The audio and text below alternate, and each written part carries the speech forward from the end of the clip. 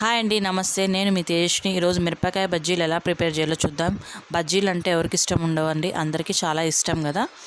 ఇవి టేస్టీగా బాగా క్రిస్పీగా రావాలంటే ఎలా ప్రిపేర్ చేయాలో చూద్దాము.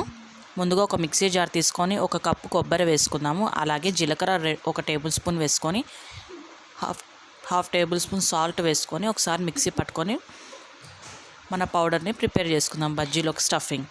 ఇప్పుడు మిరపకాయలు బాగా వాష్ చేసుకొని ఇలా తీసుకొని కాస్త ముందర కట్ చేసుకోవాలండి. ఎందుకంటే అలా వేయడం వల్ల బజ్జీ వేసినప్పుడు పగలకోకుండా ఉంటాయంట. ఇలా ఉండి ఇప్పుడు మిర్చి కూడా ఇలా మధ్యలో అంతా కట్ చేసి ఇందులో ఉన్న సీడ్స్ కూడా అన్నీ తీసేసుకోండి. అలా అన్ని మిరపకాయలకి కట్ చేసుకున్న తర్వాత మనం ఇందాక మిక్సీ పట్టుకున్న పౌడర్ని ఇందులోకి స్టఫింగ్ పక్కన పెట్టుకుందాం. ఇప్పుడు దీనికి పిండి కలుపుకుందామని ఒక గిన్నె తీసుకొని అందులో ఒక 2 కప్పులు శనగపిండి వేసుకుందాము.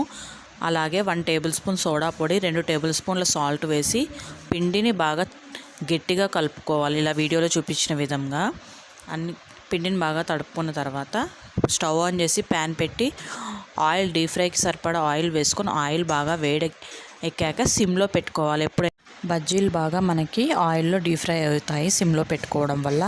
ఇప్పుడు మిరపకాయలు తీసుకొని ఇలా పిండి బాగా గట్టిగా కలుపుకున్నాక అందులో ఒక్కొక్కటిగా పిండిలో ముంచి ఆయిల్లోకి వేసి ఒక్కొక్కటిగా అన్నీ డీప్ ఫ్రై చేసుకొని 2 వైపులా చేసుకోవాలి. అలా చేసుకున్న తర్వాత ఒక ప్లేట్లోకి తీసుకొని మనం సర్వ్ చేసుకుంటే మన టేస్టీ అయిన మిరపకాయ బజ్జీలు అయితే ప్రిపేర్ అయిపోతాయి. ఇంకా మిగిలిన మిరపకాయలతో కూడా ఇలానే చేసుకోవాలి.